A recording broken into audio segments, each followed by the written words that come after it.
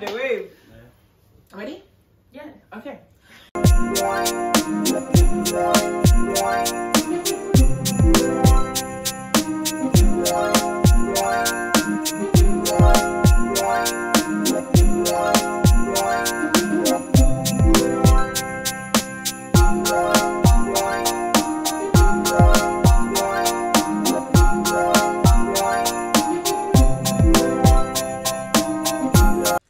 Yo, what's really good though? It's your girl Yezzi, is there? And it's your girl AY, you done know already. And you are watching Hey Sis, where we talk about our opinions.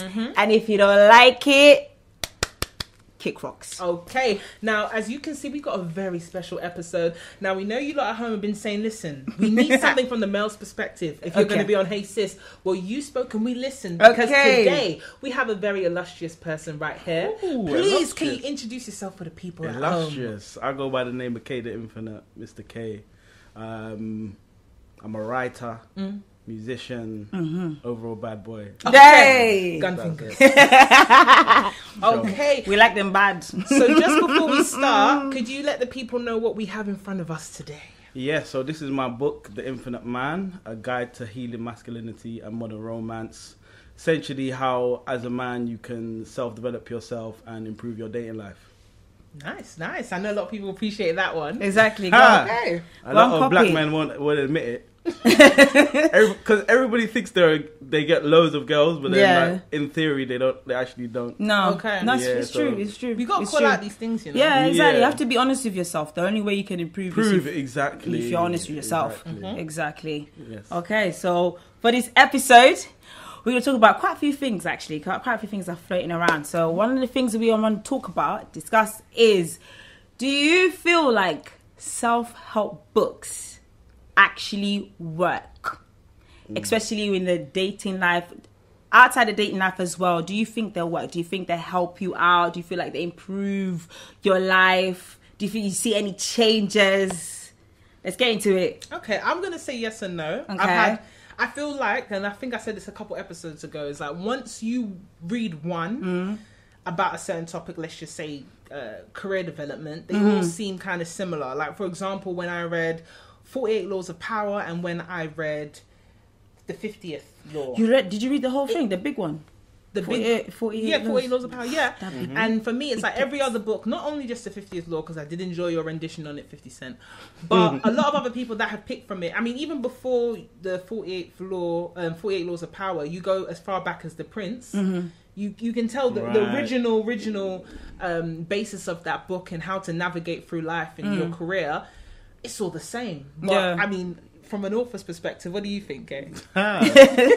So I think with everything, there's a core principle, you know, even if you look at religion, there's like a core principle that most religions share, but then everyone has a different spin on that core principle. So with self-help books, like if you look back, like you'll go back to Think and Grow Rich, and then like they all have similar principles to that. So do they help? Yes, mostly temporarily. Okay. Like, so when you read a self-help book, it gives you hope that you can do this thing that, so let's say it's Rich Dad, Poor Dad. You're going to read it. Yeah. You're going to read it and be like, oh, I can be an entrepreneur now. I can make money. I can be an investor. But then how long does that inspiration last? Yeah. Okay. So it's like you yourself have to become consistent with it after that point. Yeah. Yeah.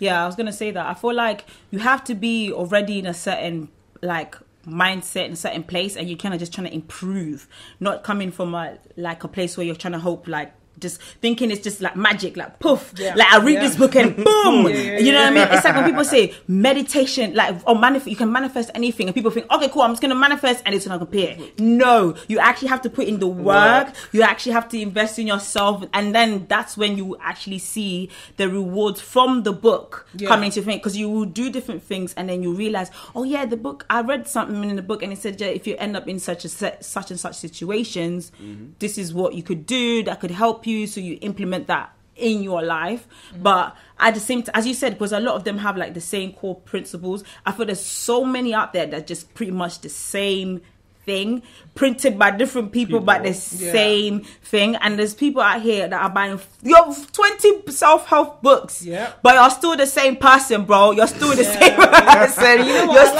That is a good point. You know what I mean? But I'm actually curious to know, as an author, how, because you mentioned about hope is kind of momentarily, and you don't. A lot of people don't keep up with that. Right. So would you say from your at the point you are in your life right now, are you able to sustain that feeling of hope from a day-to-day basis? I don't work off of hope. I work off of just consistency. So how does one maintain consistency? Oh, well, you have to have a strong vision for what you want. Okay. So your vision has to be so strong that whether you have hope, whether you have motivation, you're going to make it happen. Okay. You know? And you need to break it down into bite-sized steps as well. Yeah. So that, because you can have hope and think, oh, I'm going to achieve this big thing, you know, but then you have to look at how can I achieve this, but sustainably. Yeah, okay. So can we just delve into that sustainably aspect? Okay, so let's look into, I'm a dating and relationship author. Okay. But I also have my own coach and mentor that helps me. So I went on one of his courses, and at the end of the course, he was like, you have to move to 300 women in the next 30 days. Okay. And when you break that down, that's moving to 10 women a day. Okay, cool. Wow. So 300. Are you okay? Let me get this. Yeah. Stacey, you heard this? 300 women in 30 days. When Man, he told you that, what was your response? My response was like, fuck it, I'm gonna do it. I'm allowed to swear. Sorry. No, it's fine. Hey, But that's how you have to think about it, isn't it? Just Yeah. effort. Especially if it's such a big number, because you know that like at least half of them might be a no. So you have to do it, because it comes to sales. That's what I learned from sales. It's like you're gonna get loads of no's, so you just keep going, because one yes, you're gonna eventually get into that yes. Right. So just learn to take that no's and like just don't take it personally. It's just a no. It doesn't mean that you're not worthy or you're not good enough or anything. It's just a no. It's just a no. 100%. Keep it moving on to the next. So from the relationship aspect, when your coach told you move to 300 women per month, what was the aim of that? For the next month. Sorry. So to basically ingrain the skills that he had taught me. Okay. So the skills were being able to approach in the daytime, because that is where like not a lot of men do it, and not a lot of men that do it well. Yeah. You know, they'll come to you, yo babes, and all this stuff, like, and be overly aggressive, or you know, let me get your snap. All this stuff, but it's like it's never actually.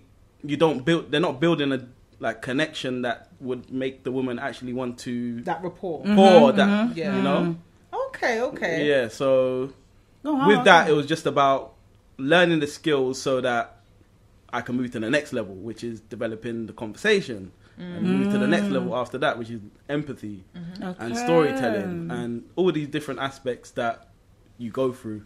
So from the dating side of things and the development of more dating apps, do you think that's taken away the man from a man's perspective, the skill set to approach women? Yes. I don't think it's taken it away. I think what it's done is that it's made it easier not to do it, because I don't think guys were approaching women correctly before. It was all trying to grab her arm and grab her bum, or you know, catcalling and all those things that like it might work on a small percentage of women, you know, but in general most women don't want to be catcalled. Yeah, of course. You know, maybe in Ibiza or something, like, you know what I'm saying, there's certain scenarios where it's like it does work, but other than that, no. So in answering your question, it is a case of like you do need to like understand that apps are taking away social skills. They are. Yeah. And so one of the social skills is being able to be rejected. You know, when you're a kid, that's a social skill. That is a social skill. You know, when you're a kid, you got to another kid and it might be like, oh, let's play football. And so one of them, they might say, no, you can't play with me. This is my ball. So you need to have that thick skin that you develop as a kid, where you're just like, oh, okay, I'll move on to the next person in the playground. So who's the Infinite Man for then? So the Infinite Man is for men that are looking to improve themselves, and that will naturally trickle into your dating life. Okay. So it's like, and it's like a gateway, I say. Like I use the book as a gateway into self-development overall. Okay. But it's just that with men, like, dating is very important. Yeah. When you say self-help books work, do you mean they work for everyone, or do you feel like it's a certain type of audience that they will work for, and some people it just won't?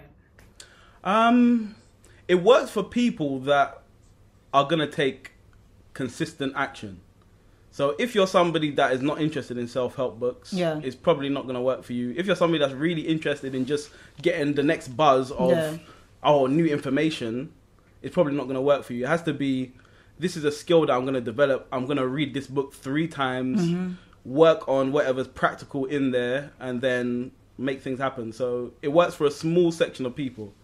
That's what I'd say. Like, self-help is not something that's going to help everybody.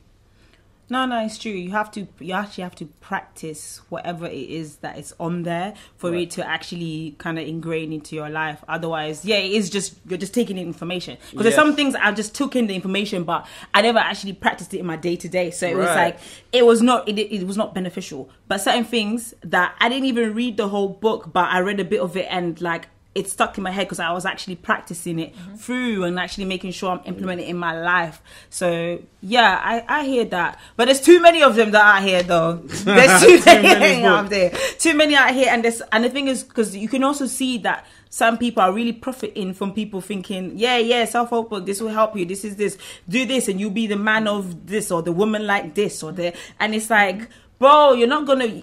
I feel like people need to tell people, like, disclaimer: you're not gonna be that person if you're not actually actively working on yourself. This book isn't to like. It's not gonna be the miracle worker. It's not. That's not what it does. It's like, if you have to actually be willing to actively work on yourself, but also outside of the book, you also have to. Yeah, when I say working on yourself, you also have to seek like counseling, seek like therapy and all this stuff, because some people, it's like, you're not mentally there yet. Like, you got so much trauma that even if you read this book, it doesn't matter. It's not going to change anything, because you still have these issues that you still need to kind of like heal from. And then you'll be able to receive this and implement it in your life in a healthy way. Right. Yeah, but there's too many of them. There's too many of them. That's interesting, because part of my book is about like getting over your dating trauma.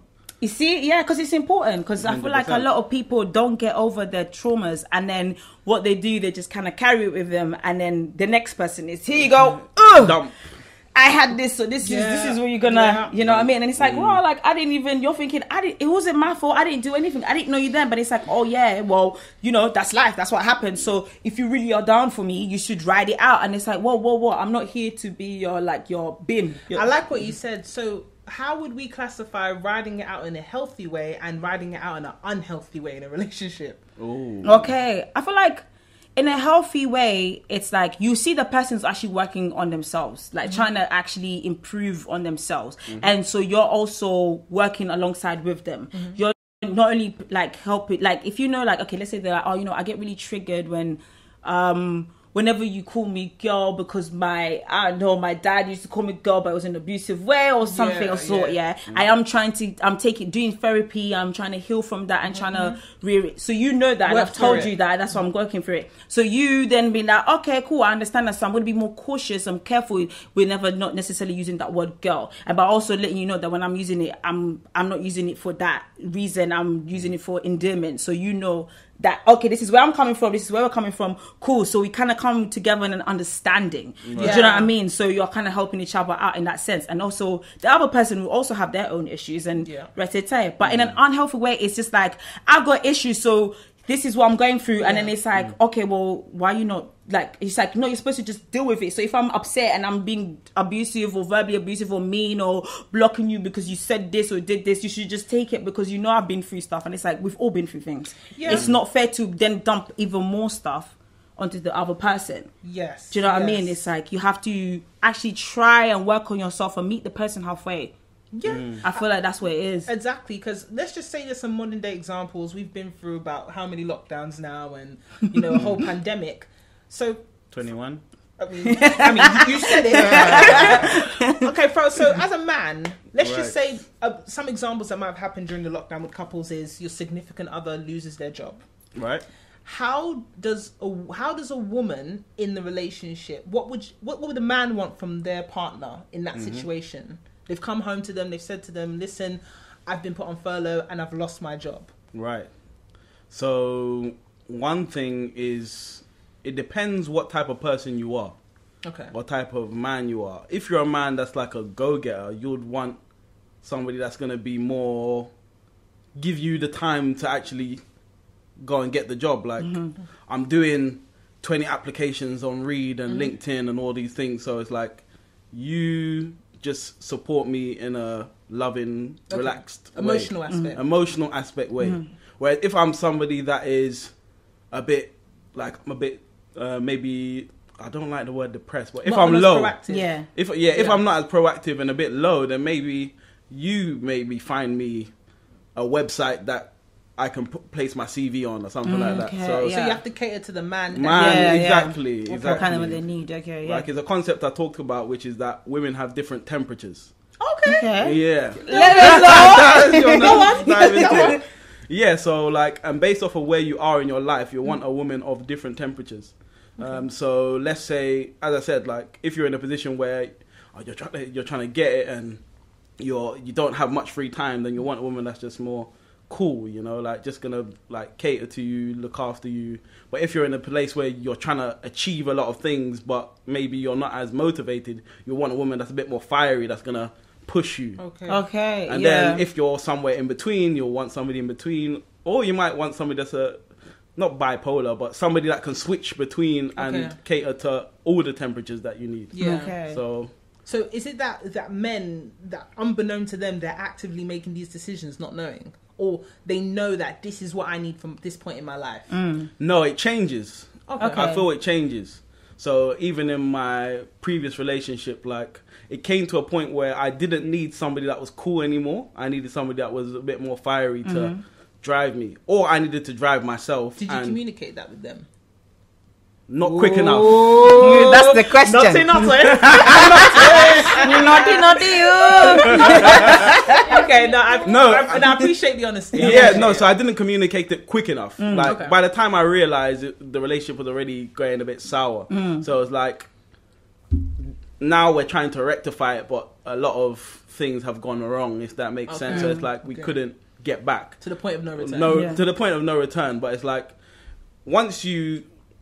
because your life changes. Yeah. So I was at a point where, like, I got a new job and I'm like, my book is here and I'm doing this and I'm doing that, and it was like, now I need somebody that's gonna push me further, rather than a place where I'm in a stable place. I just want somebody calm, cool, watch Netflix, do whatever you want to do. So it's like, you have to evolve at similar paces. So you didn't need much from her at that point in time? Yeah, so I didn't need much from her before. And then it was like, I needed more. A little extra kick. I needed more or nothing.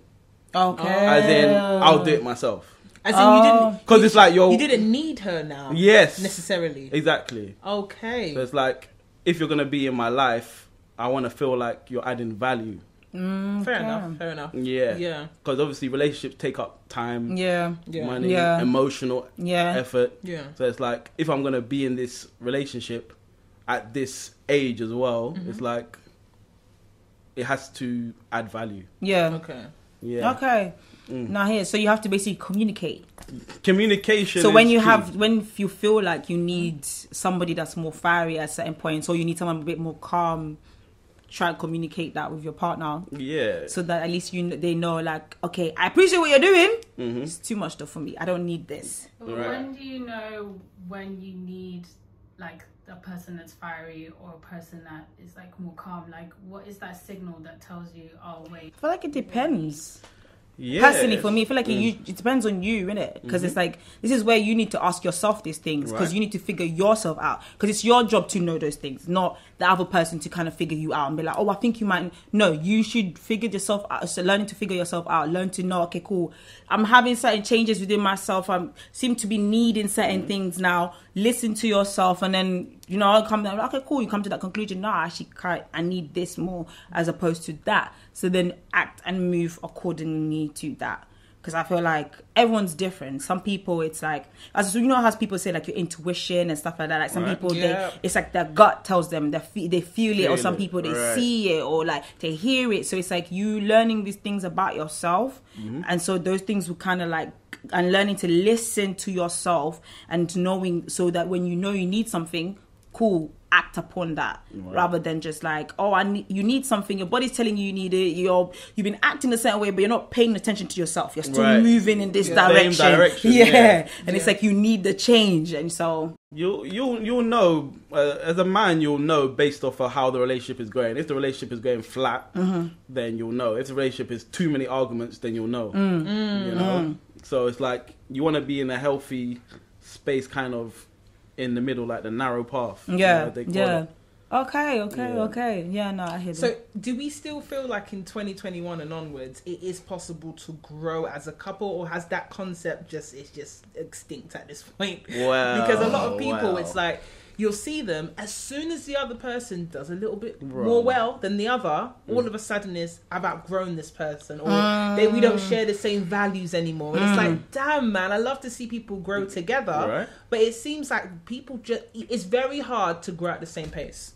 It's hard. Yeah, no, 100%. And actually, one of my friends, he left his girlfriend because he said that he was out getting it, like getting new work, new business, new job, all this stuff, and she was more like, oh, you don't have to work that hard, like just relax, come to bed, let's watch Netflix, let's do this. And he's like, no, I need to secure a new client, I need to. So it's like, and he communicated it to her, and she wasn't willing to change. So then it's like, okay, if you're not willing to maybe come to my pace, then it's like, cool. But I think because people have so many options, I say options like this because most people's options are not that good. This is facts. Dating apps have created this false thing where it makes you think that you've got loads and loads of options. Exactly, you got so many people you can swipe along, but it's like ultimately it's like how many of them are actually good options? Because you're gonna go through a lot of people that waste your time or are not actually on the level they say, they're pretending to be somebody. So a lot of the time we don't have as many options as we think from like online or in clubs. No, it's 100%. You know what I've always wondered about in relationships as well?